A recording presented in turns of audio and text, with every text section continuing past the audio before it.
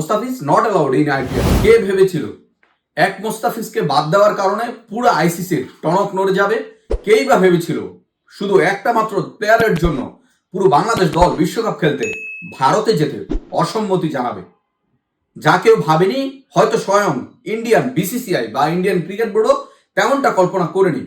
সব জল্পনা কল্পনার অবসান ঘটিয়ে শেষ পর্যন্ত বাংলাদেশ যদি বিশ্বকাপ খেলতে ভারতে না যায়, সেটা হবে বাংলাদেশ এবং বাংলাদেশের ক্রিকেটের জন্য একটি উল্লেখযোগ্য তথা দৃষ্টান্ত স্থাপনকারী একটি দিক। ভারতের নানা সাম্প্রদায়িক গোষ্ঠীর নানা রকম মতামতের উপর ভিত্তি করে বিসিসিআই জানিয়ে দিয়েছিল কলকাতাকে মুস্তাফিজকে নেওয়া যাবে না বাংলাদেশ থেকে। যেই কথা সেই কাজ কলকাতা তাদের বিবৃতিতে বা পোস্টের মাধ্যমে জানিয়ে দিয়েছে Mustafiz not allowed in IPL. এবং পরবর্তীতে যা হয়েছে তা জানে গোটা ক্রিকেট বিশ্ব। বাংলাদেশ ক্রিকেট বোর্ডকে স্ট্রং সিকিউরিটি এনশিওর করেও নিয়ে যেতে ব্যর্থ হচ্ছে ভারত।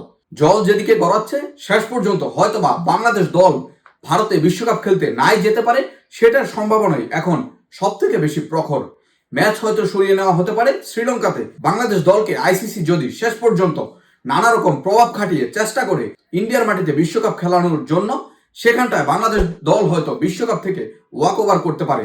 বিসিবির এক পরিচালকের মুখে তেমনটাও শোনা গিয়েছে। সবকিছু মিলিয়ে শুধু এক মুস্তাফিজ ইন্ডিয়ান ক্রিকেট বোর্ড এবং আইসিসির যেন হিমশিম খাইয়ে দিচ্ছে। দেখার বিষয় শেষ পর্যন্ত কি হয়। বাংলাদেশ দল কি আদৌ খেলতে যাবে ইন্ডিয়াতে, নাকি ওয়াক ওভার করবে বিশ্বকাপ থেকে, কিংবা অল্টারনেটিভ হিসেবে শ্রীলঙ্কাতে যাবে বাংলাদেশ দল?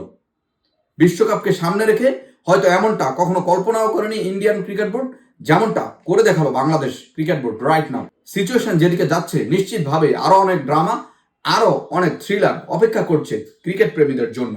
স্পোর্টস রিলেটেড নানা রকম কন্টেন্ট এবং ভিডিও পেতে আমাদের ইউটিউব চ্যানেল স্পোর্টস সলুট সাথে থাকার অনুরোধ রইল।